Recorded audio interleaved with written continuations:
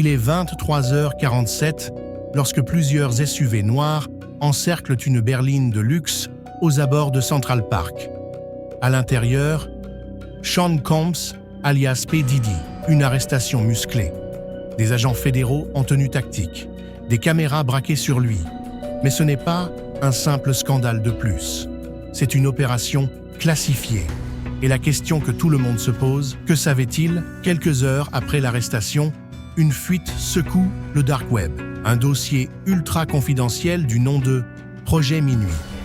Un document truffé d'annotations, des lignes censurées et surtout une phrase étrange.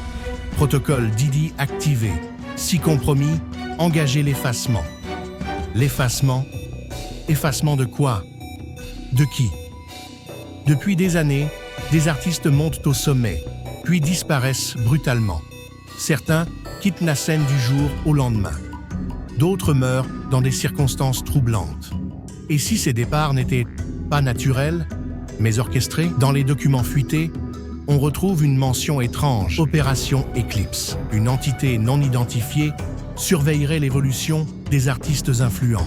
Et Diddy, lui, aurait voulu en parler. Je peux pas dire mon nom, mais je bossais pour un label en 2010. Un jour, Diddy a dit une phrase qui m'a glacé le sang. On ne signe pas un contrat, on signe un pacte.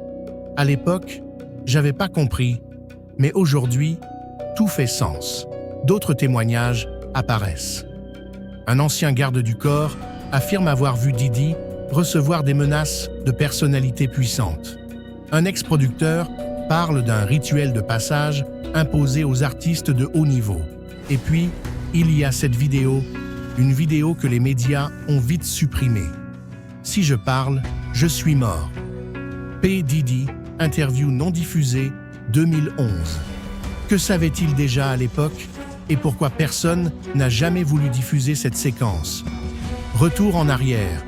Années 90, Diddy bâtit un empire. Bad Boy Records. Des artistes qui explosent. Des deals qui se signent. Mais une chose frappe les enquêteurs. Tous ses protégés ont connu une fin tragique ou une disparition soudaine. The Notorious B.I.G. mort.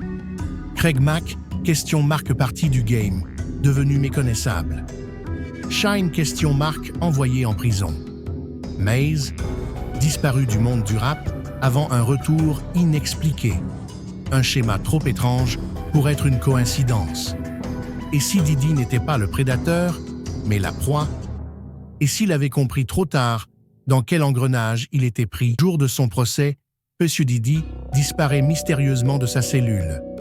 Les autorités parlent d'un transfert, mais aucune trace de lui n'apparaît dans le système pénitentiaire. A-t-il été éliminé? A-t-il fui? Ou pire, l'a-t-on contraint au silence?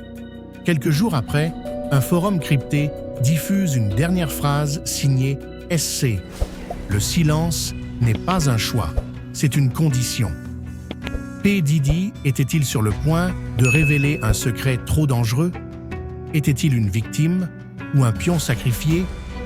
Une chose est sûre, cette histoire ne fait que commencer.